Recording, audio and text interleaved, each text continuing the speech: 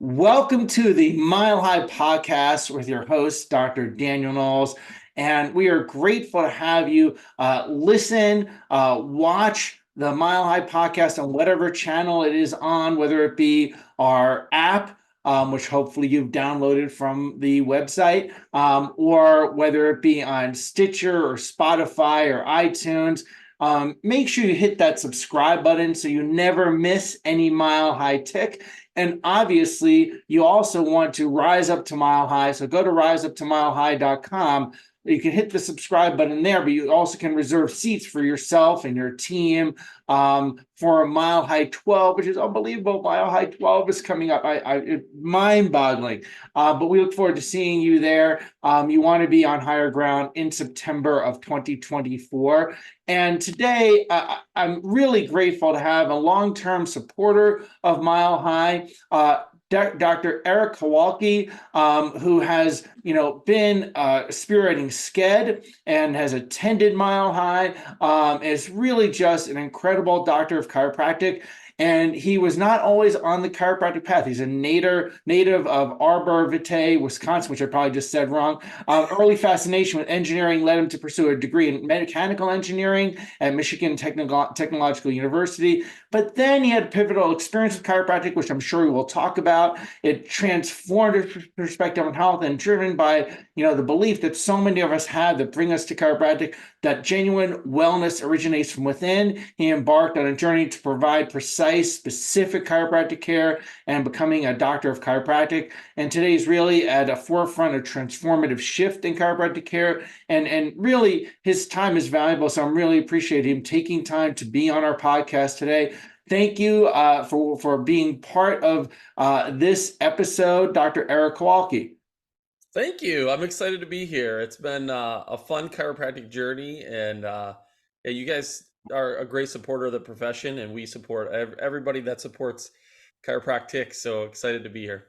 Well, it's really interesting when you start seeing whose heart and soul is lined up with the principle. So which yours is, and the way they give back and the way they form a community, which is really something that's part of Mile High. So we really appreciate your contributions to that. Now, I gotta ask to start out, what's this transformative experience that you had with chiropractic?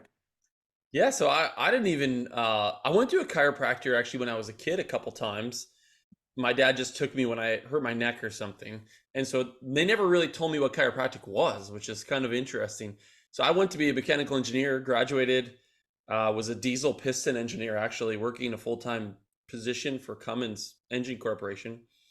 And had allergies at the time and ended up going to see a chiropractor for something. And my allergies started to go away. And I was connecting the dots around, as an engineer, you always want to know, how does it work? Working on engines, you can pretty much reverse engineer and figure out the problem. And then my brother-in-law now, when I was dating my wife before we were married, her oldest sister's husband was a chiropractor in Michigan. And I went to visit him, and I remember sitting in his office and seeing people come in and go out and reading testimonials and reading his story on his website, why he became a chiropractor. And at the time I was like, man, if I'm going to change careers, now's the time. And I would work on an engine and I would solve a problem. Nobody ever came to your cubicle as an engineer and said, hey, thanks for making this engine run 1,000,000 miles. There was like no interaction with the end user. And I think for me, I just felt stifled in that environment. And when I got exposed to chiropractic, what chiropractic really was, and the idea of just being able to help somebody and allow their body to heal from the inside out. I'm like, if only there was an engine that could heal itself from the inside out, it'd be really cool. Like what would be better to work on than a human body that can heal itself? And I think that was just the switch for me. And it took me a year and a half of working and doing community college credits to get biology and chemistry and all that in order to get into chiropractic school to even start and go back. So I quit my job, quit my career, went back to chiropractic school. Yeah, that's the journey. It's always interesting to hear how people found their way to this world that we call chiropractic. It's not usually like your typical job path, or profession path. It's always quite interesting. Now, what do you see um, past of past chiropractic to present chiropractic happening?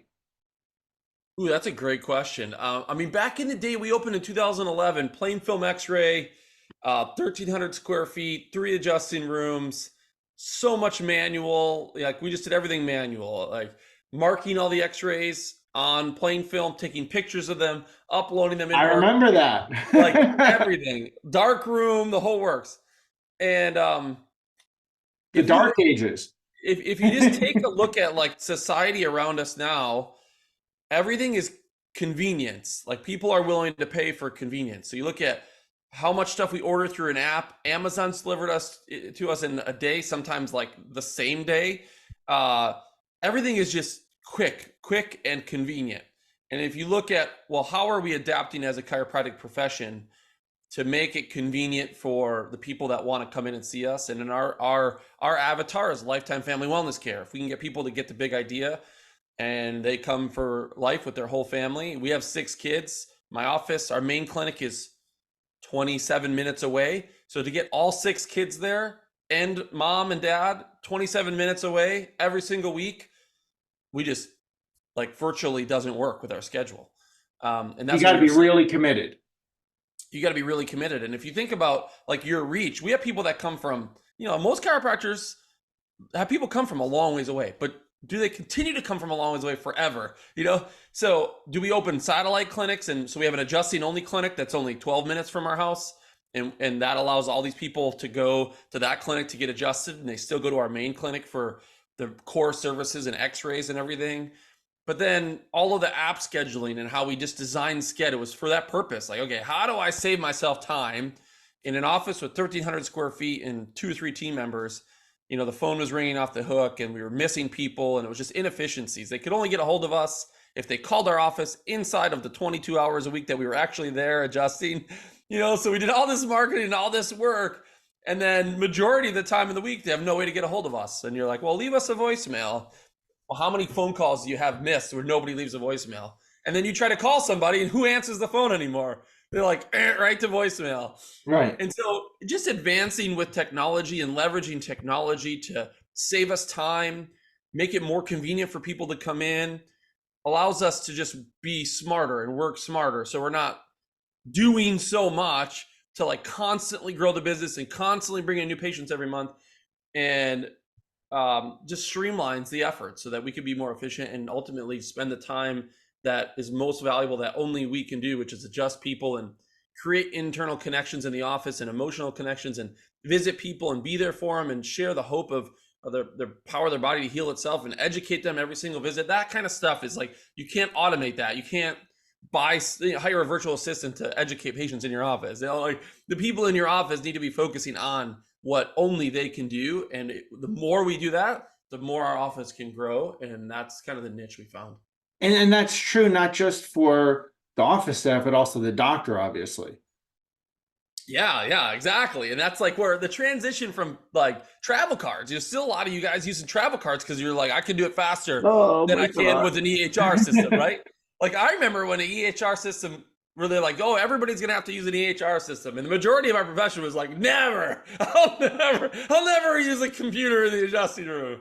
Yeah, I know. I was an early adopter of that, and it cost me quite a bit at the time. But Yeah, I was like, I just can't see the volume I was seeing to be able to do that. I wanted the convenience for me. yeah.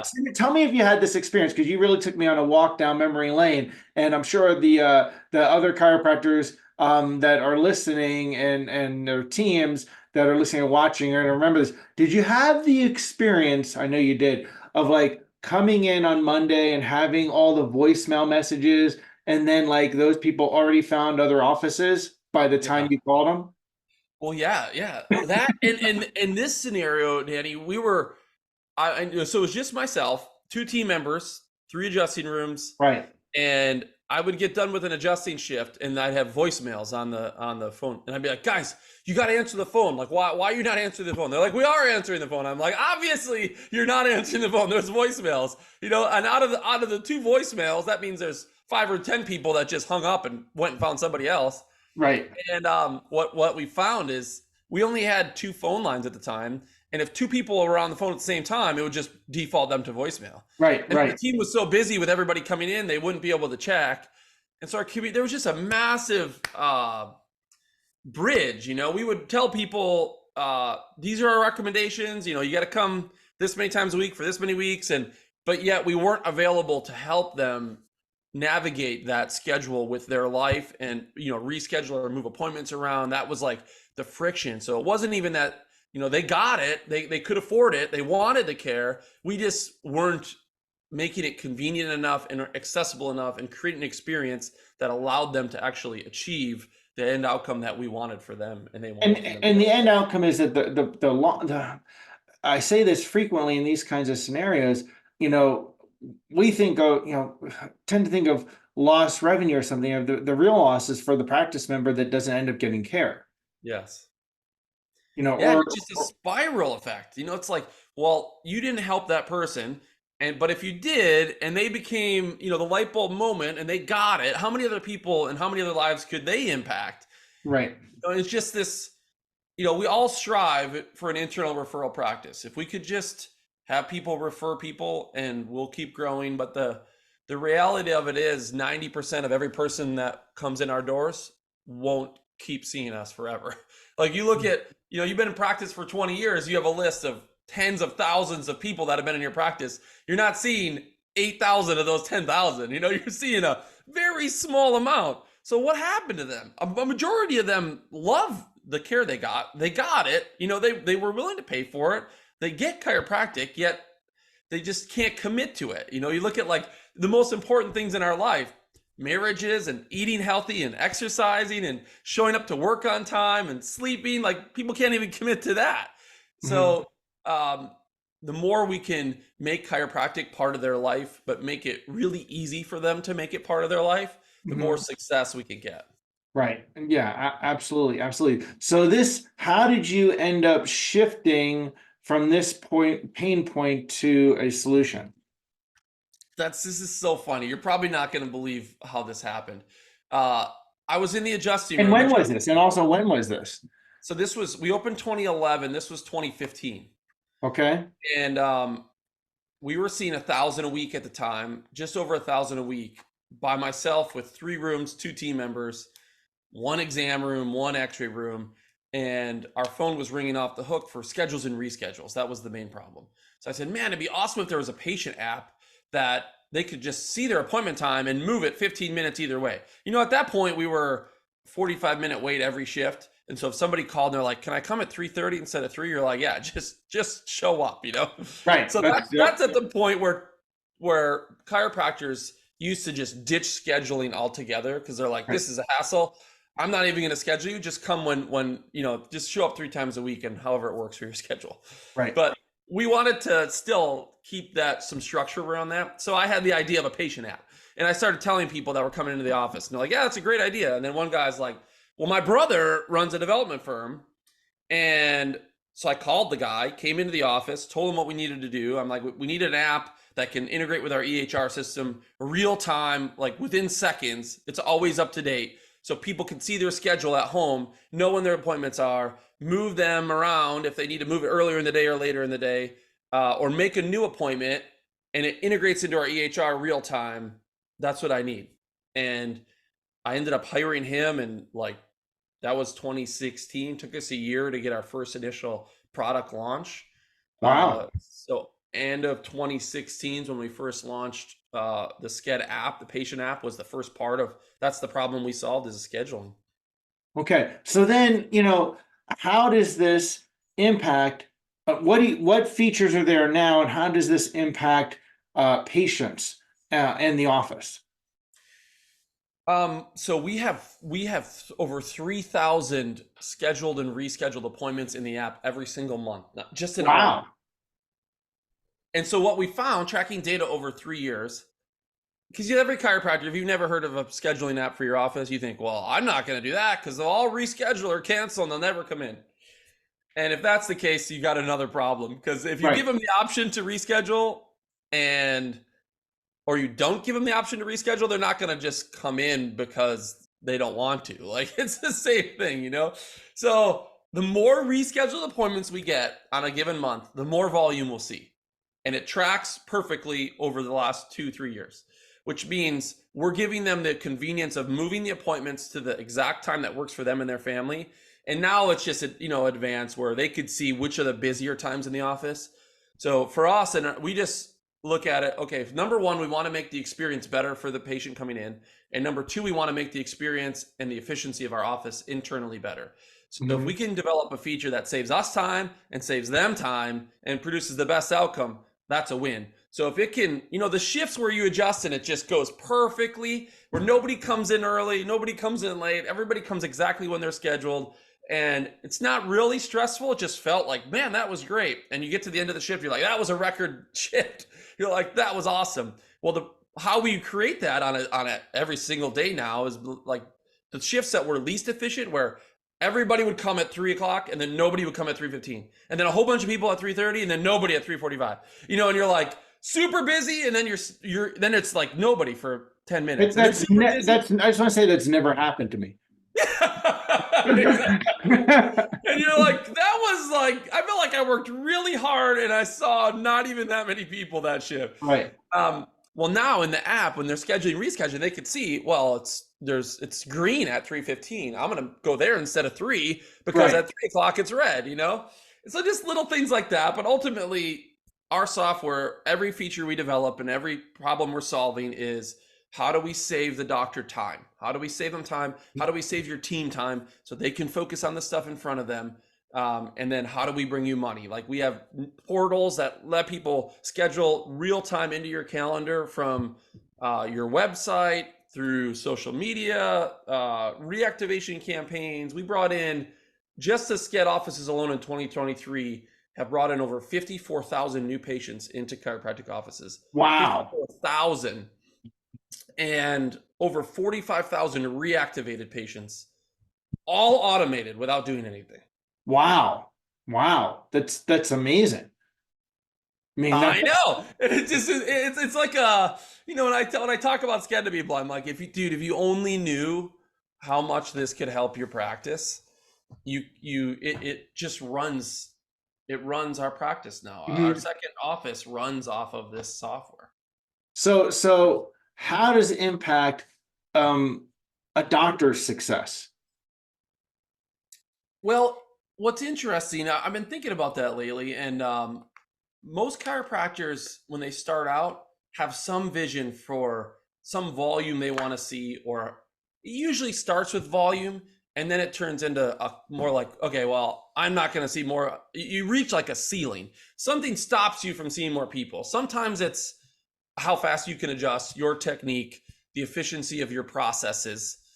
Just as like, it just burns me out if I see more than 250 or 300. There's like a volume level. But some of that also is the processes you're using to get to that volume. Like, what it takes to see 250 a week in your office is just heavy. There are 300. It's like, I only have so many team members and they're just doing the best they can. And I can only process so many new patients. Like, that's where there's all the coaching industries and everything in chiropractic is like, how do you get a more efficient day 1, day 2 process? Like, so we're always thinking around, well, how do we make the patient's experience really awesome? Oh, that's also so important. Yeah. Honestly, think of that. Awesome and convenient, and in turn, just free up our time. And so as a doctor, there's so much that I don't have to worry about now. Like, did my team member make the phone calls for Monday morning at 10 a.m.? Like, when do they call and remind that person to come in? Friday at 3? What if they didn't get a hold of them? They didn't answer the phone. Am I going to show up at 10 a.m. and I'm going to have 50% of my people show up and I'm standing around not adjusting anybody? Or if I have associates, and my show up rate's only 80%, right. I'm just paying somebody to be there that's not serving people. We're not making the impact that we can. Right. And that's where we just created all these tools and automations and made it really authentic and naturally used. So it's not robotic. Like, hi, Danny, see you tomorrow at 3:00, or just even worse, just your appointment is at 3:00 tomorrow. Like, if you get that 56 times in a year, you don't even see it anymore. It's just like white noise, Right. So then the whole point of sending an appointment reminder and communicating through push notifications in a patient app is to engage them so they show up, or to drive an outcome and an action. And if you send the same thing over and over and over and it's stale and dry and you're not innovative with it, it defeats the whole purpose. And now they're not, they see it, but they don't see it. Mm-hmm. Mm-hmm. How does that then equate to the practice members' experience? Yeah. So, the problems that we've solved with that, number one is, I'm sure you've never had this happen where somebody comes in and says, how many times am I supposed to come this week? Or how many times am I supposed to come next week? Or my son Johnny, I know I'm probably supposed to be here twice. Is Johnny supposed to come once this week, or is he supposed to come twice? And you're like, well, we printed off that care plan for you 6 weeks ago that you were supposed to put on your fridge and remember exactly when all your appointments were. And so the recommendation part of it is now in their experience, they can see all their family members on the patient app. They can see when all their appointments are. They can see what their recommendations are, what their care plan is. Do they have appointments scheduled for their care plan? If not, it prompts them to schedule. They can find directions to your clinic. They can see your reviews. They can forward and share your office to their friends and family automatically. They can see their CLA reports if you use Insight. All their scans are in their app. So it's just created this experience. So it feels like, we want it to feel like hometown chiropractic. If your patients, we want it to feel like it's your custom patient app that they're accessing all of their information that they typically want and real time right in front of them, so that they can follow your recommendations. Because ultimately, if they follow your recommendations, they're going to get the best results. They're going to refer more people, and you just drive an internal referring business into your practice. Excellent, excellent. Now, I use that word success. You've seen 1,000 people a week. It sounded like, I think I heard their second office. You have this company, and people, and you also have 6 kids. Bless you. And success. Like, what is success to you? To some people, what you just said, that's like, would be, wow, that's incredibly successful. But is that really success? Or what is success to you for a chiropractor, or for anyone in life? Yeah. Well, I think every chiropractor needs to find their own, whatever brings them the most joy.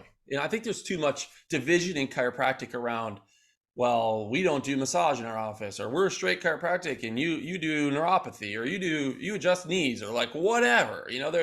There's everybody can find their own niche. And I think I love SCED because it crosses all the boundaries of all the groups and all the coaching organizations and all the EHRs, and it's neutral. Like Mile High, it's neutral. Like, doesn't matter what organization you were a part of, or whatever. They're like, I like that SCED can bring chiropractors together to help people. However, God's given you a passion to serve the people that you're serving in the way that you're serving them.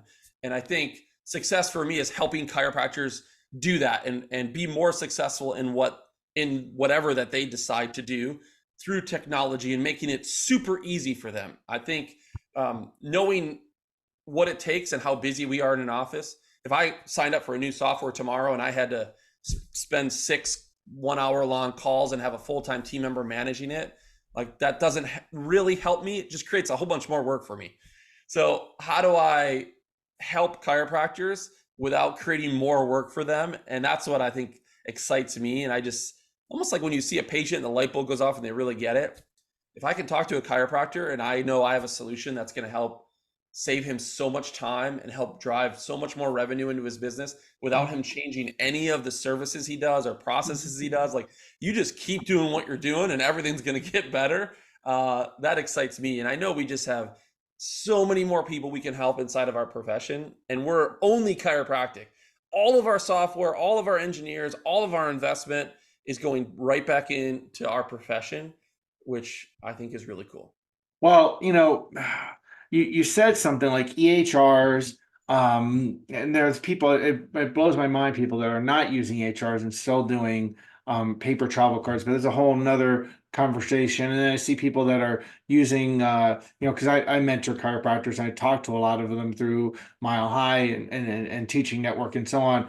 They may be, using Google Voice for their phone lines, and things like that. And it just irks me, because I know then the other end of that is a practice member that's not finding their way into a Yes. chiropractic office, and that's painful because we need that to shift. Well, humanity needs that to shift. So if someone is thinking, okay, well, I could maybe I do need to upgrade into the this century. How could they find out more?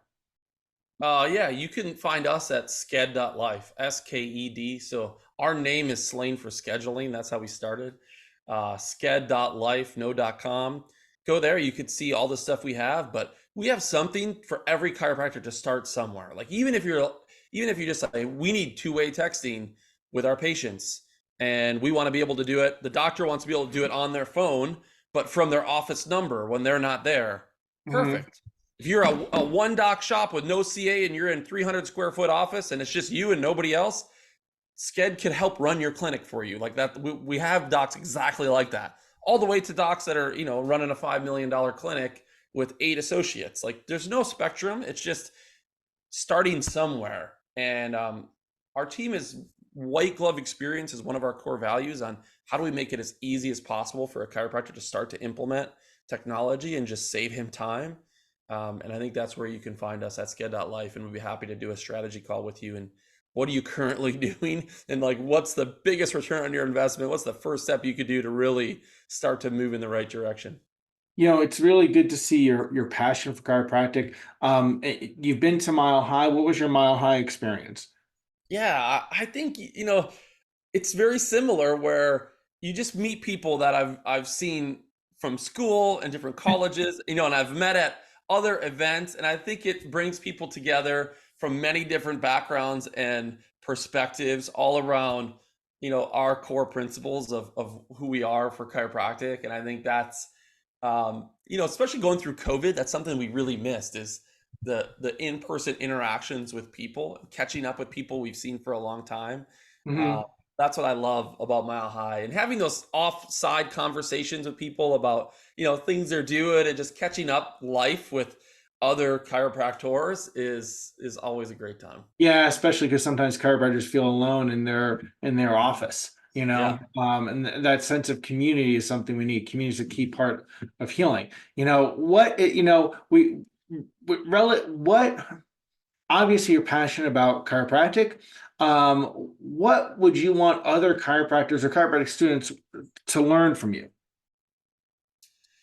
Um, I think there's no right or wrong way for you to run your practice. I mean, if you're a student, you got to start somewhere and you got to work really, really hard at whatever it is that you want to do, but just don't compare yourself to other people.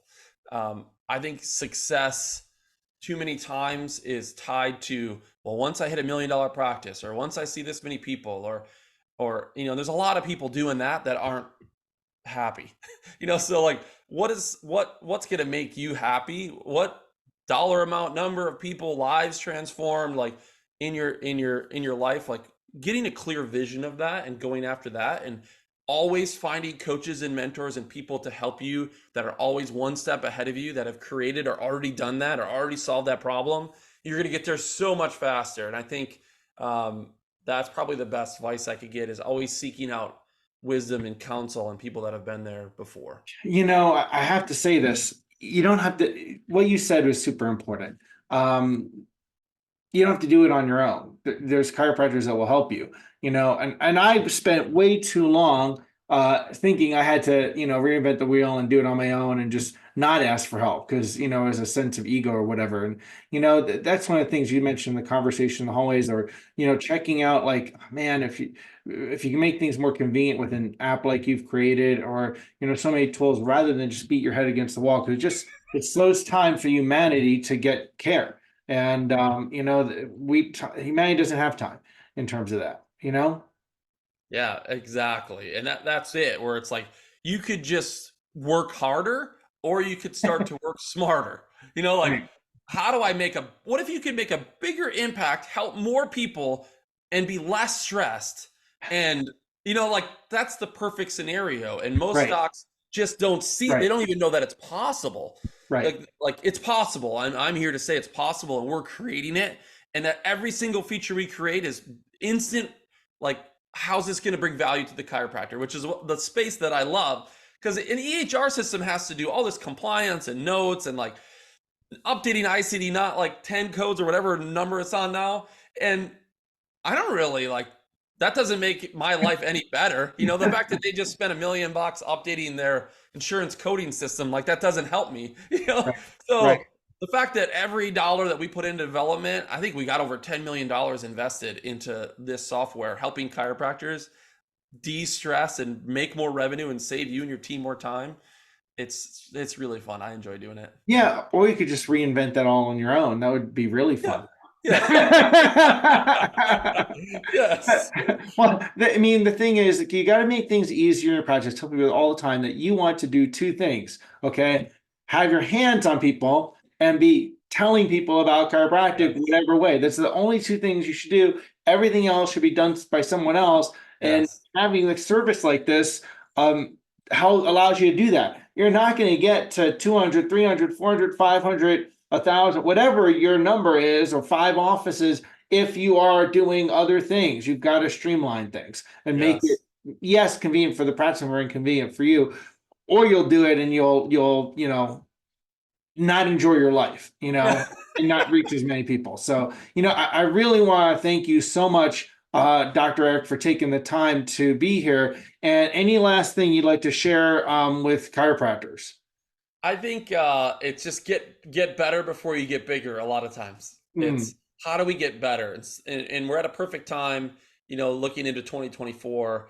Where do we need to invest in getting better before we get bigger? And that comes with less stress, and it's sustainable and scalable and reproducible. Those are the terms that we're always looking for in our practice as we grow it. So just keep loving chiropractic, and I'd say surround yourself by people that are still fired up for chiropractic. It still works. Like what you got into the profession in your first week of adjusting, how fired up you were to help people, that still works exactly like that. The only thing that's changed is you and the environment around you. People still need chiropractic more now more than ever. They love it, they get it, they want it, they can afford it, they want to pay you. You just got to get out of your own way and get back to the foundation and the basics of where you started and like why you really love this profession. And you speak and teach from the heart, and you'll love chiropractic more, and your practice will grow, and you'll be happier and find the success that you want. And I think that's my advice. Well, thank you for saying all that, and thank you for spending the time to be on our episode today. And I want to encourage people, check out the resources through Sked. Make your life easier, sked.life. And also check out, we'll have that as well as a link to learn more with the liner notes of the podcast. So you don't have to type it while if you're, driving your car now. I don't want you to cause any subluxations. Yes. Um, and keep changing spines, minds, and lives with chiropractic. We look forward to seeing you on higher ground in September 2024. You can get all the details at riseuptomilehigh.com. And you may need you make it more convenient and easy for them. Thank you again, Dr. Erik. Absolutely. Thank you guys. Have a great rest of your day.